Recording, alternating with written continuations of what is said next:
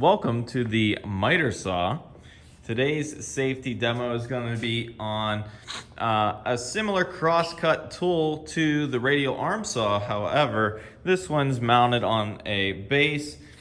You have a little bit more of a cutting distance, at least after the fence, and we primarily use this for accurate crosscuts, and we can set up different what are called jigs and stop blocks and stuff like that for this to cut the same part over and over and over again at the same exact distance. So in order to use this, you usually use some sort of helper or a long in-feed or out-feed table to help keep your piece level as you're using it. We're going to go over a couple of the parts and how to use it safely. This is considered a compound miter saw because there's a few different things that you can do with it. We primarily just use it to make 90-degree or 0-degree right across crosscuts, but we can also use it to make angled cuts. This one goes up to 50. This side goes up to 60. So, we can do a lot of different things with this machine, and you will use it a good bit throughout the class. So a couple of our important parts, obviously, just like most of our tools, we have a table. The table's much smaller than a lot of other machines, and we have our fence, right? We do have a cutting path, which, as you can see, is pretty beat up. So that'll be replaced here pretty soon, and we just want to make sure that our hands are in the right place. All of this is from either damage caused by improper use or just, small mistakes that, over time start to crack plastic. So a couple things that you have to adjust before you begin. Number one, you want to make sure that your guard is working properly. It is spring loaded, so that means as you pull this down, it should move up. Right, and as you pull it up, it should move back down. And that's to protect your hand from reaching underneath to grab material. You do want to make sure that you wait for that machine to stop. It is on a brake-like system, so as it spins up, it stops relatively fast. So there is a brake on there to prevent you from, waiting forever pretty much, right? Another thing is this pin right here, which you'll notice if you walk up and you can't open this machine and it looks like that, right? Because that's how we leave it sit, right? You can't pull it up. You just have to push down a little bit. It's hard to do with one hand, and pull this pin up, and then it'll slide back up. And you'll notice that I'm pulling this saw in and out, similar to a radial arm saw motion, but there we go. All right, so it just slides in and out. That helps create crosscuts. Whenever you make a crosscut, you really want to pull your tool out and work your way in, not down and then pull it this way. And the reason for that is you want to come down onto your cut and push into the fence. It's being stopped here. If you're pushing out, right, you're sort of pulling that material, if it's not cutting fast enough, away from the fence. Just kind of asking for a kickback, right? And a kickback's going to occur if you place something on here, especially a piece of material, and it's way out here, not against the fence. As soon as that blade touches, if you're not holding it down firm enough, you can cut way out here, but you better have a good grip on it. If not, it's getting pulled in and probably, kicking back. Probably going to smack you, break. It's probably how something like this happened.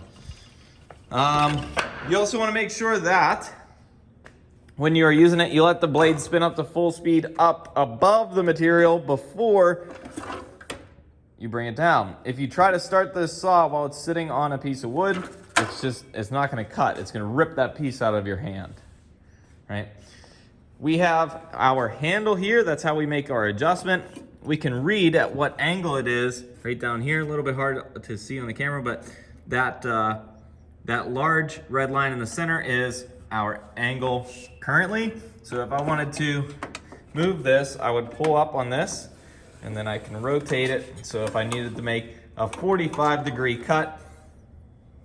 Right, I would line it up so that it's dead center, and there's a stop in here on 45 that'll help make sure that it quickly goes into that angle. And then I can make a cut that is 45 degrees.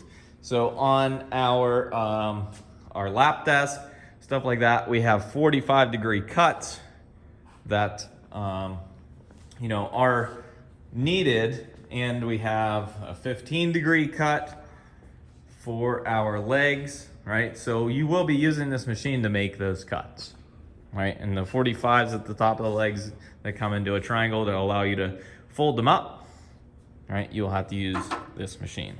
So I'm gonna bring this back to 0, right? So it's pretty quick. You can also push this down to lock it, and now you can't move it no matter what, right? But at 0, it has its own spot. So it's already locked in there anyway. You also have the ability to swivel this. So if you loosen this up back here, you can adjust it this way. Now, anytime you adjust it this way, you have to make sure, look, I can't pull it down. That's because the guard's resting on there. You have to adjust your fence a little bit whenever you move it that way. Right? So I'm gonna bring it back up. It has a quick stop on 0. Right, but you always want to double check as you adjust things. I'm going to tighten this back up so that it stays on 0. And place my board on the table. So I'm going to grab a tape measure and measure my board here. And I'm going to make sure that I'm cutting to my distance, right? So I have, grab a pencil. If I needed to cut this board to 32 inches, right, I would mark it right over 32 inches, right? And then place this over here, and I would line up my cut. Now, your first instinct is whenever you bring this down, right, if we're looking at this, so I'm not quite on my line there, your first instinct might be, and it's very hard to do this with one hand while holding a camera, but you say, okay, I'm gonna place that saw right on the line. So we do have to account for the blade kerf, just like other tools, right? And that blade kerf is 1/8 of an inch. So we have to place our cut on the opposite side of that line. So you wanna make sure that whenever you're looking at this, your blade is gonna end on the line that you marked. All right, so you wanna make sure that you're cutting on the side that you don't care about. So we don't care about this side. We wanna remove the material from that side. We don't wanna remove it from the side we need. So in order to make our cut, I'll place this down. The trigger to start it is up here on the handle. Left hand on the board, right hand on the handle up here. Spin it up to full speed. Spin it down.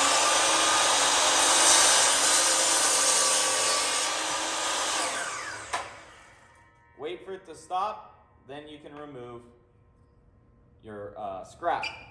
So, one thing that you're gonna have to do is, let me just mark a random piece, or a random center mark here. So this is about 4 3/16.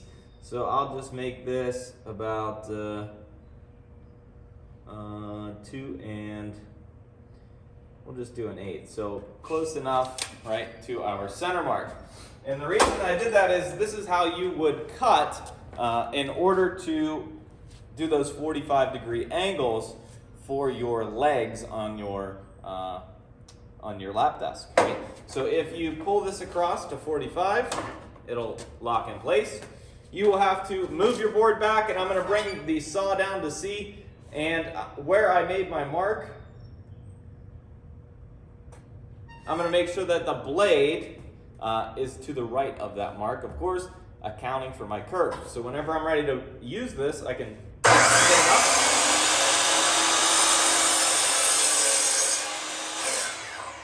Make the cut, wait for it to stop, You have to make sure that you get rid of this, or else you'll be looking for a nice firing round back there. And I'm gonna flip this over because I need to do the same thing. So I'm gonna be in the middle here, place my blade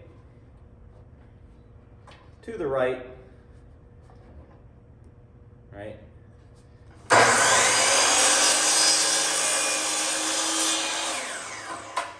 And if you line it up correctly, it should look centered. So then we can take this and round it over on, you can see my mark there, right?